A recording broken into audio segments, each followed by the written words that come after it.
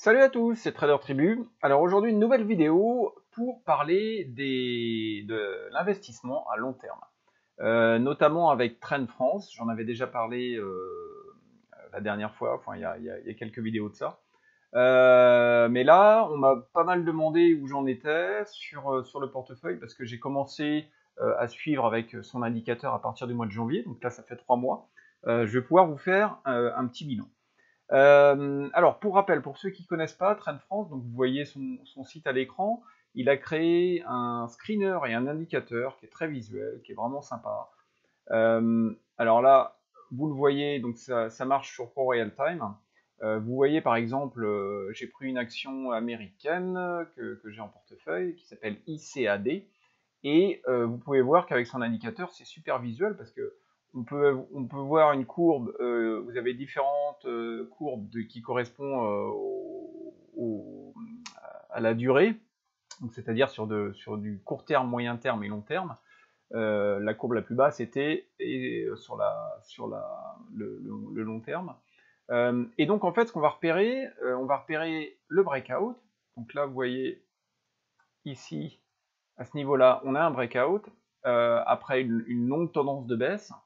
Et une fois qu'on a le breakout, ensuite, il suffit de prendre la tendance. Et une fois qu'on a la tendance, on surfe sur la tendance. On prend des prises de position une fois qu'on touche certains points, après comme on veut, suivant votre money management. Et une fois que la tendance haussière est passée, donc là vous voyez, là sur celle-ci on est monté à 2492% en l'espace de août 2012 jusqu'à janvier 2014.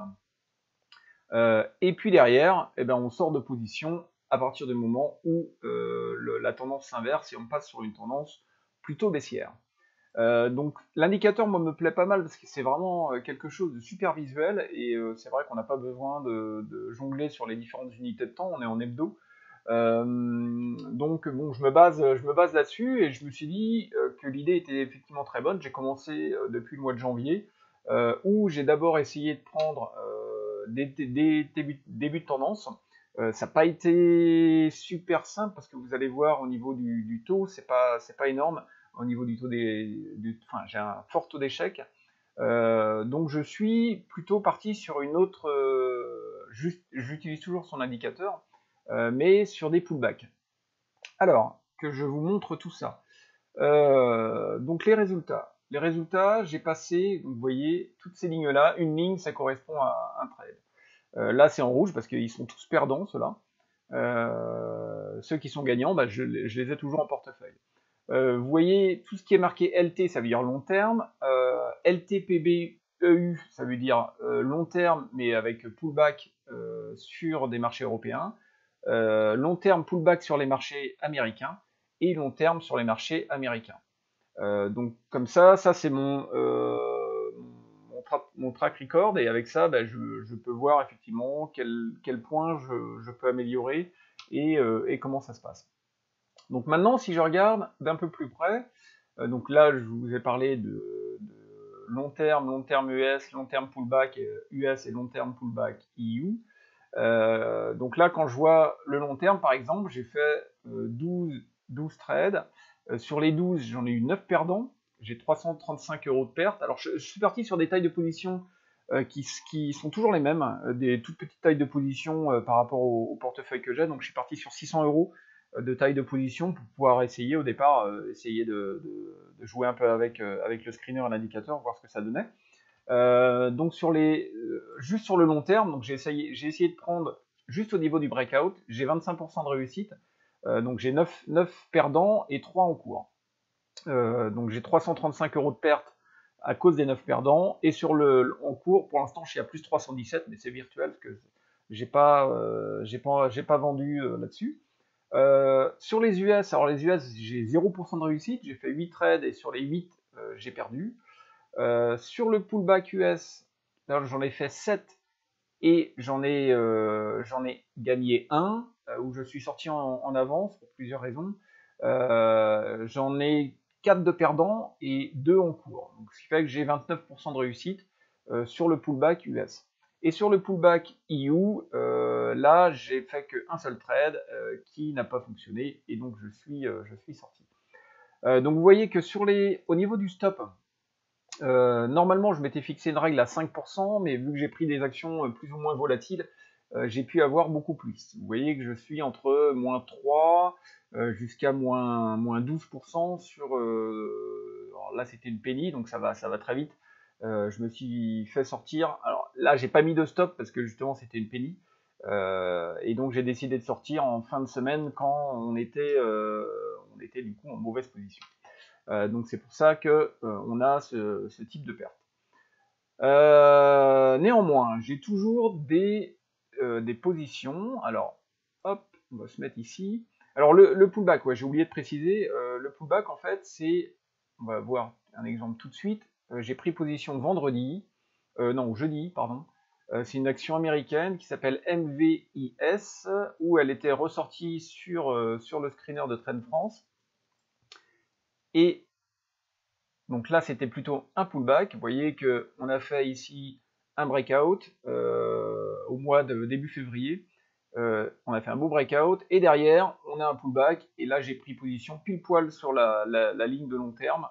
En plus, on avait la moyenne mobile à 20 semaines qui était pas loin derrière pour pouvoir repartir. Donc, vous voyez qu'on a rebondi dessus. J'ai pris position et là, je suis déjà en gain de presque 4%. Alors que j'ai pris position juste vendredi. J'ai en portefeuille Spire Communication. Sur Spire Communication, celle-ci, je l'ai pris au breakout. Alors le problème, c'est qu'elle est peu liquide, celle-là.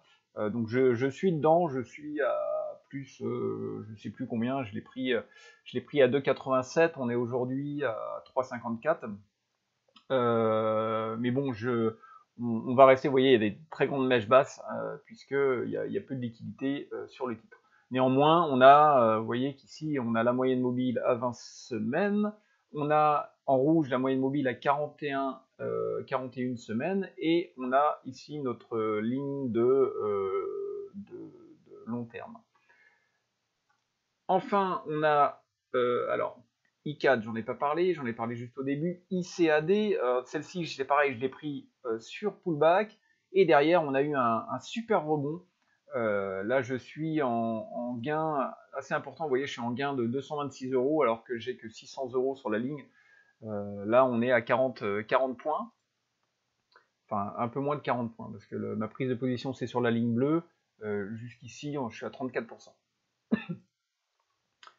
Enfin, on a PRC, donc Art Price, sur le marché Euronext. Alors celle-ci, je l'avais pris, c'était un pullback aussi. Je ne sais plus où je l'avais pris, j'avais dû prendre ici sur la mèche. Et derrière, on est venu toucher ici notre zone de long terme. Alors là, j'attends un peu. J'attends dès qu'on a une bougie qui va clôturer dessous. Là, je vais sortir de position. Parce qu'en plus, on est juste en dessous de la moyenne mobile à 20 semaines, donc on n'est pas en super position. Mais bon, on va voir ce que ça va donner. Et enfin, je suis dans IPR. Alors celle-ci, j'ai pris le breakout dès le départ, donc à 0,215. Depuis, on a flambé jusqu'à 0,34, on a reconsolidé pour aller retoucher ici la ligne de court terme et reparti à la hausse. Donc celle-ci est plutôt très très bien partie, on va la laisser et on laisse courir la position. C'est un peu le but. Donc ce que je vais faire maintenant à partir d'aujourd'hui, c'est que plutôt que prendre le breakout, ce qui est pas évident, parce que vous voyez là sur la liste, on a la liste qui est assez énorme. On a 198 sur 50, alors c'est parce que je suis aux US, parce que j'aime bien trader les actions américaines. Et si je passe sur l'Euronext, alors sur l'Euronext, je vais en avoir une cinquantaine, je crois, de mémoire. Donc s'il faut passer des ordres sur tout, il faut bien choisir. Donc bon, j'ai décidé de prendre uniquement sur le pullback pour voir le pourcentage de gain que je pourrais avoir et le pourcentage de réussite. Alors là, je commence juste sur le pullback. Vous voyez, j'ai un pourcentage de réussite qui est de 29%, qui est pas énorme. Mais bon, à surveiller parce que maintenant, sur les prises de position, je suis vraiment super restrictif. C'est-à-dire que je vais prendre position sur pullback dans des conditions bien spécifiques. C'est-à-dire que, là je vais vous montrer mes ordres, j'ai 3 ordres d'achat par rapport au long terme. Alors vous voyez, je vais prendre des actions où on est en dessus de la moyenne mobile à 41 semaines, en dessus de la moyenne mobile à 20 semaines et juste en dessus de la ligne de long terme. Donc vous voyez qu'ici, j'ai ma position qui est prête à l'achat à 0,383 qui est juste ici. C'est-à-dire que si on a une mèche basse, normalement j'essaye, si on trouve une action avec la moyenne mobile à 41 semaines, 20 semaines et la ligne de long terme au même endroit, là c'est top parce qu'on a vraiment un super support. Je crois de mémoire que je dois en avoir une comme ça. Alors, vous voyez, celle-ci, un peu comme celle-ci, mais bon, celle-ci elle est un peu décalée. Ici j'ai la moyenne, j'ai la ligne de support ici, plus la moyenne mobile à 20 qui est juste en dessous, et la moyenne mobile à 41 semaines. Donc là, celle-ci est vraiment top. Bon, même il faudrait que ça soit plus rapproché. Et là, on aurait vraiment un support en béton pour pouvoir augmenter les pourcentages de réussite sur l'achat du support. Et enfin, la dernière, vous voyez, voilà, typiquement celle-là, MNKD, alors c'est une action américaine sur le Nasdaq. Vous voyez que là, on a eu ici une longue baisse, après on a eu une petite zone de trend haussier pour repartir à la baisse, et là on repart, on a un beau breakout, et derrière j'attends le pullback, là j'ai pas encore acheté, j'attends le pullback sur 1,55, ce qui correspondra à la moyenne mobile à 41, à la moyenne mobile à 20 semaines, plus le support de long terme. Donc là on a vraiment un support qui est assez top, et normalement assez béton pour pouvoir rebondir dessus. Donc je cherche uniquement ces cas vraiment précis. Donc autant dire qu'il n'y en a pas énormément, mais je vais faire moins de trades et on va voir ce que ça va donner en pourcentage de réussite, mais ça devrait du coup augmenter. Et pour l'instant, pour vous dire où j'en suis, vous voyez sur les pertes, je suis à moins 843 €, j'ai pris 22 positions perdantes et j'en ai plus que 5 qui est en cours, gagnante, avec des gains à 588 €. Donc je suis en perte de 255 € pour l'instant sur cette méthode. Donc bien sûr, ça fait que 3 mois. Là, il faut voir ça vraiment à plus long terme. Donc ce que je vais faire, c'est je vous ferai une vidéo tous les trimestres pour vous dire où on en est. Là, je vous ai donné un peu la méthode, comment je fonctionnais avec le screener et l'indicateur de Trend France, que vous pouvez tout télécharger sur son site, ici sur Indicateur Trend France, où vous avez accès à tout ça. Voilà, j'espère que c'est le retour que vous souhaitiez.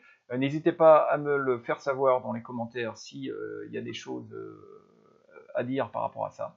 Sur ce, je vous souhaite une excellente journée et à bientôt. À plus, salut, ciao.